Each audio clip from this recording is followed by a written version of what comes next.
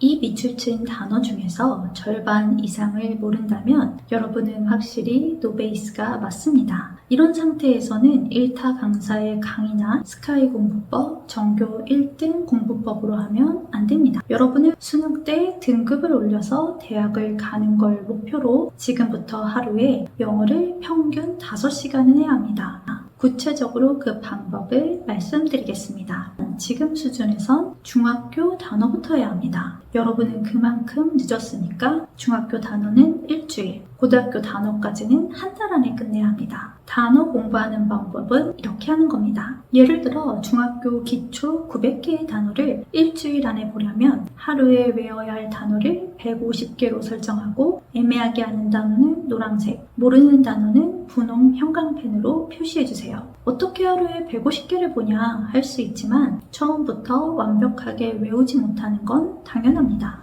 150개 중에 반은 외우겠지 라는 마인드로 보는 게 좋습니다. 여기서 한 가지 중요한 점은 단어를 공부한 시간을 첫날에 측정을 하는 겁니다. 예를 들어 150개를 보는데 2시간이 걸렸다 치면 두 번째 날에 할 때는 시간을 계속 체크하면서 150개를 2시간 안에 다 본다 표로 공부하는 겁니다. 컨디션에 따라 어느 날은 집중이 잘 되고 안 되고 들쭉날쭉 할 텐데 이거를 계속 시간을 체크하면서 늘어진다 싶으면 집중하면서 공부하는 거죠. 근데 이걸 고등 단어나 수능 기출 단어 외울 때는 단어 레벨이 올라가니까 단어 양과 난이도를 고려해서 시간을 계속 변경해 가면서 유연하게 계획을 짜는 겁니다. 다시 단어를 외우는 걸로 돌아와서 첫날 외우고 다음날 진도를 나가기 전에 하루 전 단어는 노랑, 분홍색 단어 모두 뜻을 생각해보고 이틀 전에 그 분홍색 단어만 떠올려보세요. 단어를 완벽하게 외우겠다가 아니라 최선을 다해서 외우겠지만 까먹을 수 있으니 반복해서 보겠다가 좋습니다. 이러면 불필요한 복습량이 줄어들어서 누적 복습에 대한 부담이 줄어들고 한 번에 다 암기해야 된다는 생각이 들지 않아서 진도를 꾸준히 나갈 수 있습니다. 7일째가 되는 날에는 900개 전체 노랑, 분홍 표시한 거를 빠르게 복습해주세요. 단어는 시간이 지날수록 양이 점점 늘어나기 때문에 전에 공부한 걸 처음부터 끝까지 전부 복습하려고 하다 보면 포기하게 됩니다. 첫 주에 외운 900개를 두 번째 주엔 단어를 4일에 걸쳐서 하루에 225개씩 450개로 나눠서 이틀, 마지막 하루는 900개로 나눠서 또 반복하는 겁니다. 그러면 모르는 단어를 다시 보는 주기도 빨라지고 까먹는 일도 최소화할 수 있죠. 그러면서 동시에 기본 단어를 첫 주와 같은 방식으로 시작하세요. 중요한 건 단어는 쉼없이 외워야 합니다. 잘 외우던 것도 잠깐 안 하거나 놓치면 끝납니다. 날아가 버려요. 이미 날아가서 다시 외우려면 안 외워지고 압박이 생깁니다. 매일 해야 되지만 수능을 보기 전날까지도 가장 하기 싫은 게 단어 암기입니다. 하지만 또 동시에 사람 머리가 참 놀라운 게 150개를 외우고 30일이 있다가 다시 보면 당연히 대부분 헷갈리고 까먹은 상황이지만 다시 외우니까 150개를 외워 2시간이 넘게 걸린 게 이젠 1시간도 안 돼서 외워집니다. 지나서 다 까먹더라도 다시 암기를 할 때 효율이 2배 이상 뛴 거죠. 제가 가르친 수많은 노베이스들이 이 부분에서 본인 외운 게 체감되니까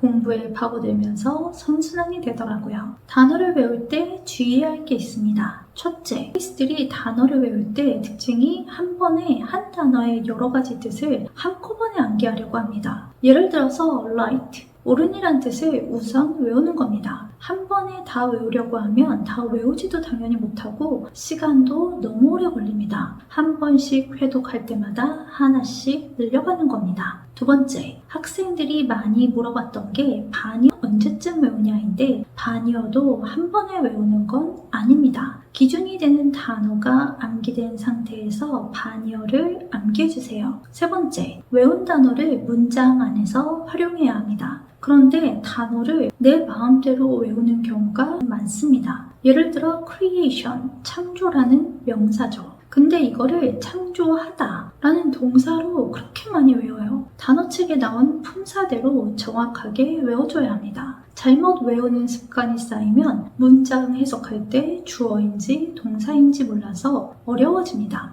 여러분이 단어를 외우는 이유는 문장을 해석하기 위해서 영어 성적을 올리는 유일한 방법은 해석을 잘하는 것이란 걸 반드시 기억해 주세요. 네 번째, 쓰면서 외우지 마세요. 시간도 너무 오래 걸리고 많이 외우지도 못합니다. 쓰면서 해야 더 잘 외워진다라는 학생들도 많겠지만 올해 수능을 본다면 손으로 쓰는 것보단 발음 기호를 보고 모르면 네이버에 검색해서 입으로 발음을 하면서 읽어주는 겁니다. 독서실인데 어떡하냐 하면 독서실에선 눈으로 보고 집에서 입으로 꼭 해보는 겁니다. 눈으로 보고 입으로 말하고 내가 말한 단어를 귀로 듣고 3단계로 감각을 통해 뇌리에 콱 박히게 해주는 겁니다. 단어를 수능까지 매일 외워주고 반복만이 살 길입니다. 집에서 핸드폰 하지 말고 단어를 꺼내보세요. 1등급이 빨라질 겁니다. 침대에서도 예외는 아닙니다. 심장이 터질 것 같은 수능 시험장에선 익숙한 단어가 나오면 침착해진다는 거고, 침착해진다는 건 그만큼 정답을 맞출 확률도 올라가는 거죠.